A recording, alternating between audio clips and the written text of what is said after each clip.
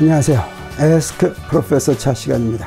36번째 시간으로 지금 특수상대성 이론 공부하는데, 특수상대성 이론을 4차원 시공간 도표로 설명하는 거 했었죠. 오늘 마지막 시간으로 쌍둥이 역설을 소개한다고 했습니다. 쌍둥이 역설이라고 하는 건 무엇입니까? 특수상대성 이론이 발표된 초기에 특수상대성 이론으로 생각한 결과가 도저히 이해될 수가 없어서 그것을 쌍둥이 역설이라고 불렀습니다. 그래서 쌍둥이가 있는데, 여기서 쌍둥이는 앨리스하고 바비라고 하겠어요. 그래서 누나가 앨리스고 바비 이제 동생이 되겠죠. 앨리스는 지구에 남아있고 바비 우주여행을 떠났다가 다시 돌아오는 그런 사건이 있었습니다. 근데 이 사건을 앨리스의 관점에서 보면, 그러면 바비 우주여행을 하고 돌아오죠. 근데 이제 앨리스가 50년 지났다가 돌아온다고 하겠어요. 그러면 밥은 어떻습니까? 우주선이 움직였으니까 움직이는 시계는 느리게 간다라고 하는 시간 팽창 우리가 배운 거죠. 그래서 0.8시로 움직여가지고 가서 딱 30년 지나간 그런 때 지나가서 돌아왔다고 하겠습니다. 자, 그런데 이것을, 자, 요거만 가지고는 요건 아직 역설이 아니죠. 왜냐면 당연히 시간 팽창에 의해서 우주선의 시계가 더 느리게 가서 시간이 이제 조금밖에 더 안 흘렀을 것입니다. 근데 특수상대성 이론은 어떠냐면, 어떤 게 움직인다라고 하는 건 상대적인 개념이라고 했죠. 자신이 자기가 자기를 보면 안 움직이는 거죠. 그래서 앨리스가 밥을 볼 때는 밥이 우주여행을 하고 돌아왔지만, 밥의 관점에서는 어떠냐면, 자기는 우주선에서 가만히 있었고 지구가 갔다 오는데, 지구가 갔다 오는 속력이 바로 뭐가 되겠습니까? 0.8시의 속력이죠. 그러면 밥이 바라보면 어떻게 되겠습니까? 자기 시계는 그대로 있고, 누구의 시계가 시간 팽창이 일어나겠습니까? 네, 앨리스의 시계가 시간 팽창이 일어나서 30년이 지나 있을 것이다. 이렇게 생각할 수도 있겠습니다. 이게 당시에, 사실은 1960년대까지도, 내가 대학교 다닐 때까지도 이 문제가 어떤 게 옳은지, 어떻게 되어 있을지, 그래서 어떤 의문이었냐면 이런 거였습니다. 앨리스의 관점에서는 자신은 제자리에 가만히 있고 밥이 멀리 갔다 왔고, 그 다음에 밥의 관점에서는 자신은 제자리에 가만히 있고 앨리스가 멀리 갔다 돌아왔는데, 이 두 개가 구분이 안 되게 대칭적이다라고 하는 거죠. 두 관점이. 물론 여기에 지구가 있는데, 이 지구는 우리가 문제로 삼을 만한 게 아닙니다. 우주 한복판에 우주선이 있어가지고 앨리스는 가만히 있고 밥이 우주선을 틀어가지고 갔다 온 경우에 밥의 관점에서 보면 앨리스가 움직였다 오는 거다, 이렇게 얘기할 수가 있다고 하는 거죠. 그래서 두 사람이 다시 만났을 때 어떤 한 사람이 젊어 있을까? 누가 과연 젊어 있을까? 하는 게 당시에 패러독스였고, 근데 사실은 이 패러독스가 이제 풀렸습니다. 이거 실험으로도 확인했을 뿐 아니라 이론으로도 이제 잘 이해할 수 있게 됐다고 하는 거죠. 그래서 정답은 뭐냐면, 이 역설에 대한 정답은, 이제는 역설이 더 이상 아니게 됐어요. 정답은 바로 뭐냐면, 우주여행을 갔다 온 밥이 더 젊다라고 하는 거죠. 근데 그게 지구기 때문에 그런 것이 아니라, 자, 이게 어떻게 해서 밥이 더 젊은지를 우리 이제 앞으로 설명을 해 보겠습니다. 그리고 이게 사실 실험으로 확인이 되었습니다. 1972년에 원자시계, 그 당시에 1950년대 원자시계가 발명됐지만, 이 원자시계를 어떻게 했냐면, 그 비행기에 실었어요. 이것도 상업용 비행기에 실었습니다. 그래가지고 뺑뺑 돌았습니다. 지구를 몇 바퀴 돌고 다시 내려가지고 이제 지상에 있던 시계하고 비교해 봤더니 뺑뺑 돈 움직이는 시계가 더 느리게 가더라라고 하는 것을 확인을 했다고 하는 거죠. 저러면 이 쌍둥이 역설, 그런데 차 교수도 이걸 그동안에 제대로 설명하지 못했습니다. 사실 이 강의를 이제 하게 된 게 바로 뭐냐면, 지금 내가 차 교수와 그래비티 바이 J.B. 하틀이라는 강의를 하고 있죠. 이게 일반 상대성 이론 강의인데 바로 이겁니다. 그 강의 챕터 4의 D번째에서 이 쌍둥이 역설이 나오는데, 이 강의를 하면서 하틀의 책을 읽으면서 내가 잘못하게 강의한 걸 깨닫게 됐어요. 그걸 여러분한테 먼저 소개를 한번 하겠습니다. 차 교수는 그동안에 어떻게 설명을 했었냐면 이랬습니다. 자, 이건 맞는 얘기입니다. 움직이는 상대 중계의 시간이 느리게 가는 거, 이게 특수상대성 이론의 효과인데, 특수상대성 이론은 어떠냐, 이게 상대적인 효과다. 그래서 A 기준계에서 이제 A와 B가 서로 상대적으로 움직이면 A에서 볼 때는 B의 시계가 느리게 가고 B에서 볼 때는 A 시계가 느리게 간다. 근데 또 어떠냐면 이 특수상대성 이론은 어떤 조건이냐면 두 기중계가 어때야 됩니까? 등속도 운동을 해야 되죠. 그 등속도 운동은 일정한 빠르기로 직선 운동을 하는 거니까 어떻습니까? 다시 만날 수가 있겠습니까? 없겠습니까? 계속 특수상대성 이론만 적용한다면 더 만날 수가 없으니까 특수상대성 이론만으로는 두 나이를 비교할 수가 없다라고 내가 설명을 했는데 이건 잘못된 것이었어요. 그리고 밥이 지구로 돌아오려면 어때야 됩니까? 반드시 우주선 방향을 바꿔서 가속 운동을 해야 되죠.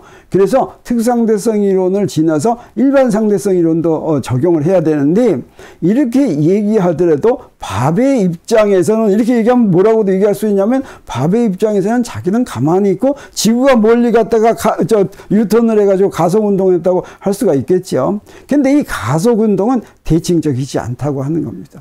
자, 이렇게 설명할 때는 지구에서 볼 때는 밥이 유턴을 했고, 그 다음에 밥이 볼 때는 지구가 유턴을 했지만, 실제로 유턴을 한 것이 무엇인지를 알 수가 있다고 하는 거죠.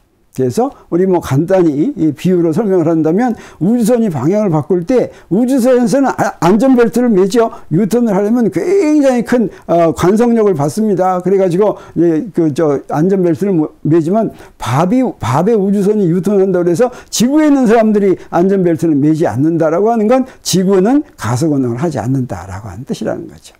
그래서 가속 운동하는 밥의 시간이 일반 상대성 이론의 시간 팽창 때문에 밥이 더 젊어져 있다. 그냥 밥이 더 젊어져 있다고 이제 결과를 얘기할 수 있는데 그 이유는 바로 이런 일반 상대성 이론의 효과다라고 설명했는데 그게 아니었습니다. 그 효과는 사실은 얼마 되지가 않았어요. 그게 내가 이제 그래비티의 책에서부터, 하틀의 책에서부터 배운 것인데 그것도 같이 여기서 설명을 하기로 하겠습니다. 저는 먼저 이걸 이해하기 위해서 시간 팽창과 고유 시간을 한 번 더 강조하고 넘어가겠습니다. 우리 지난 시간에 배운 것입니다. 여기 A기중계와 B기중계를 이렇게 시공간 4차원 도표를 같이 그렸습니다. A기중계에서 본 A기중계에 대해서 등속도 운동하는 B기중계죠. 이때 B기중계의 원점에서 발생한 두 사건을 여기다 한번 그려보겠어요. 이렇게 원점에서 발생한 두 사건 하면 그러면 요 두 사건 사이의 시간 간격이 바로 뭐냐면 이게 바로 고유시간입니다. 고유시간이라고 하는 건 반드시 한 위치에서 일어난 두 사건의 시간이죠. 이게 고유시간이고 그리고 이 시간에서 나중시간 하나는 원점에서 났으니까 나중시간을 대표하는 사건을 한번 그려보겠습니다. 그러면 여기다 이렇게 좌표를 이렇게 그릴 것 같으면 이 좌표는 이제 A기중계의 좌표죠. 자, B기중계의 좌표는 빠릅니다. X좌표는 B기중계에서는 어떠냐면 X좌표는 0이고 계속 원점에서 일어났으니까 시간 좌표는 CT0죠. 그리고 A기중계에서는 어떻게 되냐면 저기서 있는 것처럼 X1이고 CT1 이렇게 되겠습니다. 근데 이 CT1이 바로 무엇입니까? 바로 CT0에 해당하는 두 사건 사이의 시간 간격을 A기중계에서 본 시간이죠. 그래서 이걸 T라고 놓을 수가 있겠어요. CT라고 놓을 수가 있습니다. 그럼 우리가 앞에서 시간 팽창에서 한 것처럼 시공간 도표의 이 각이 파이라고 한다면 요 파이는 어떤 관계에 있었어요? 코사인 파이는 CT0분의 CT는 요게 바로 로렌츠 인자 감마였죠. 그래서 T가 감마 T0 이렇게 되고 이게 바로 시간 팽창이었죠. 그래서 이 시간 팽창에 의해서 고유 시간보다 그 A기중계에서 잰 시간이 감마배 더 큰데 이 얘기는 뭐냐면 이렇게 움직이는 시계가 바로 느리게 가는 것으로 이렇게 보이기 때문이다 라고 하는 것이었죠. 이게 시간 팽창이었죠. 그러면 이 고유시간과 시간 팽창에서 우리가 강조해야 될 건 뭐냐면 고유시간은 항상 어떻습니까? 같은 위치에서 발생한 두 사건 사이의 시간 간격이었습니다. 그래서 바로 그 위치에 놓인 시계로 측정한 시간이라고 하는 거죠. 그리고 시간 팽창은 뭘 의미하는 거였어요? 그 두 사건에 대해서 움직이는 다른 기준계에서 볼 것 같으면 그러면 다른 기준계에서 본 시간 간격은 그 고유시간 간격보다 더 길지요. 그 얘기는 뭐냐면 시간이 더 느려지고 그래서 더 길게 관찰되는 것이다. 이걸 시간 팽창이라고 한다는 거죠. 그래서 고유시간과 이 시간 팽창이 적용되는 아주 특상대성 이론하고서 처음 나온 예가 바로 뭐냐면 대기권 상층부에서 만들어진 뮤온에 대한 것입니다. 뮤온의 수명은 2 마이크로세컨드. 그래서 2 곱하기 10의 마이너스 6승초인데 어떻게 해서 뮤온이 만들어지냐면 뮤온이라고 하는 입자는 그 우주를 돌아다니는 입자가 대기의 대기권 공기분자하고 부딪혀서 거기서부터 새로 만들어지는 겁니다. 새로 만들어지면 수명만큼 살고 이제 전자로 바뀌는 거예요, 미온이. 그래서 2 곱하기 10의 마이너스 6승초가 수명이라고 한다면 광속으로 움직이더라도 얼마만큼 움직일 수가 있겠어요? 600m밖에 움직일 수가 없죠. 근데 이런 미온이 지상에서, 지표면에서 많이 관찰됩니다. 근데 대기권 상층부까지의 높이는 얼마냐면 약 12km 정도 됩니다. 그래서 이렇게 높은 데서 생기는 미온이 어떻게 지표면까지 내려오는가 하는 것이 바로 특상대성 이론에 의해서 설명이 된다고 하는 거죠. 그래서 여기서 이렇게 그려보겠어요. 이 기준계는, 이 A 기준계는 이제 지면에 고정된 그런 기준계라고 하겠습니다. 그리고 이 비기준계는 미온에 고정한 기준계를 비기준계라고 하겠어요. 그러면 어떻습니까? 이 비기준계에서 미온의 원점, 미온은 지금 비기준계의 원점이 있다고 하겠어요. 그러면 여기서 미온은 어디서 만들어지냐면 여기서 탁 만들어집니다. 미온이 생성이 되고 어디서 없어지냐면 여기서 없어진다, 이렇게 얘기할 수가 있겠어요. 그래서 미온은 비기준계에서는 항상 원점에서 이렇게 움직이죠. 그리고 A 기준계에서는 X가 상당히 높은 데서 있다가 밑으로 쭉 내려오면 이제 지표면 X가 0이 되면 그때는 이제 미온이 전자로 된다고 하는 거죠. 그러면 미온의 고유시간은 어떤 거냐면 여기서부터 여기까지, 이게 생겨서부터 저 없어질 때까지, 이게 고유시간이 되겠습니다. 그리고 지상에서 관찰한 미온은 어디서부터 어디까지 오는 거냐면 여기서부터 여기까지 오는 거겠어요. 근데 이 시간 간격이 어떻습니까? 아까 얘기한 시간 팽창에 의해서 요게 t라고 한다면 t0보다 훨씬 길어지는 거죠. 그래서 지상에서 관찰한 미온의 수명은 훨씬 더 길어진다. 시간이 팽창이 됐기 때문에 시간이 길어진다고 하는 거죠. 그러면 앨리스와 밥의 시공간 도표를 한번 그려보겠어요. 앨리스는 어떻습니까? 계속 지구에 있죠. 그리고 밥은 어떻습니까? 지구에 대해서 일정한 속력으로 별을 방문하고 즉시 지구에 대해서 같은 속력으로 지구로 돌아온다고 하겠어요. 그럼 이것을 어떤 임의의 기준계에서 하나, 임의의 관성 기준계에서 하나 한다고 한다면 이 임의의 기준계가 지구에서부터 좀 지구와 움직이는 거라고 하겠어요. 그러면 지구도 이 기준계에 대해서는 움직이니까 어떻게 되겠어요? 앨리스의 세계에서는 이 임의의 기준계에서 이렇게 직선으로 표시가 되겠죠. 그리고 밥의 세계에서는 어떻게 되겠습니까? 이렇게 직선으로 표시되는데 다시 돌아오니까 어떻게 돼요? 여기서 꺾여서 이렇게 가속운동을 하겠죠. 그리고 앨리스가 정지한 기준계에서는 어떻게 볼 수가 있냐면, 자, 이게 지구에 고정된 거라고 한다면 앨리스의 세계에서는 움직이지 않으니까 이 시간축의 평행한 이런 선이 되겠습니다. 그리고 밥의 세계에서는 이렇게 이제 되겠죠. 그래서 다시 돌아왔죠. 근데 여기서 우리 벌써 무엇을 알 수가 있냐면, 우리 아까 얘기한 그 가속 운동을 하면 어떤 이런 거 얘기하지 않더라도 이렇게 세계선을 그리는데, 이 세계선을 그릴 때 우리가 어디에만 그려야 되냐면 반드시 관성 기준계에서 그려야지 특상대성 이론을 적용할 수가 있죠. 근데 밥의 세계에서는 어떤 기준계에서도 직선으로 표시가 될 수 없고 이렇게 됩니다. 만약에 밥에 고정된 세계선을 그린다고 한다면 여기서부터 여기까지만 그 기준계에서 그릴 수가 있고, 요거는 그 기준계에 대해서 움직이는 그런 이제 세계선이 되겠죠. 자, 그래서 이렇게 이 세계선만 보고서 고유시간을 측정해야 되겠습니다. 다시 말하면 앨리스의 시간은 뭐냐? 앨리스의 고유시간이 되겠습니다. 밥의 시간은 뭐냐? 밥의 고유시간이 되겠어요. 앨리스의 고유시간이라는 건 앨리스가 들고 있는 시계로 재는 시간이죠. 그 다음에 밥의 고유시간이라는 건 밥이 들고 있는 시계로 재는 고유시간이 되겠어요. 자, 그건 어떻게 재느냐? 우리가 일반적으로 이렇게 4차원 시공간 도표가 있는데, 어떤 물체가 이렇게 움직인다고 하겠어요. 이 직선이 아니라 이렇게 곡선으로 움직이면 속도가 변하면서 움직인다고 하는 거죠. 그러면 어떤 작은 시간 간격을 보겠어요. 이 작은 시간 간격에 대해서 시공간 간격은 어떤 관계를 만족하냐면, 어떤 한 기준계에서 dx제곱 더하기 dy제곱 더하기 dz제곱 빼기 c제곱 dt제곱은 이게 4차원 시공간 간격이었죠.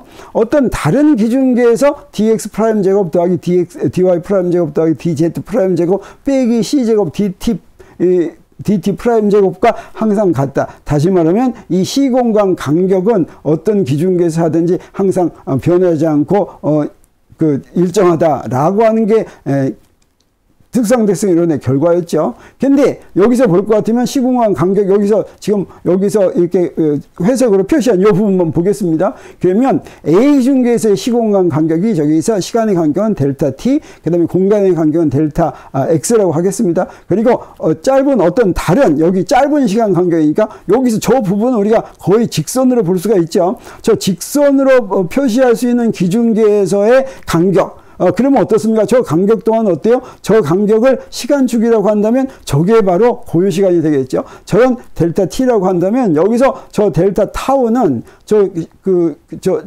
고유시간으로 표시한 저거는 여기서 어디에 해당하냐면 여기에 위치, 공간 부분이 0이면 여기에 간격이 0이면 같은 위치에서 측정된 시간이죠. 그러면 이게 바로 뭐가 되냐면 이게 바로 고유시간이 된다고 하는 것입니다. 그래서 고유시간과 일반적 A 기준계의 좌표 사이는 어떤 관계가 있냐면 바로 d타우는요. d타우로 났습니다. C제곱으로 나눴어요. C제곱으로 나눌 것 같으면 dt제곱분의 dx제곱 더하기 dy제곱 더하기 dz제곱인데 dt분의 dx가 바로 뭡니까? 속력의 x성분, y성분, z성분이니까 속력의 x, y, z성분을 제곱해서 더하면 바로 속력의 제곱이 되겠죠. 그래서 1-c제곱분의 v제곱 이게 바로 뭐냐면 요거의 루트 씌운 거 분의 1이 그게 이제 로렌츠 인자입니다.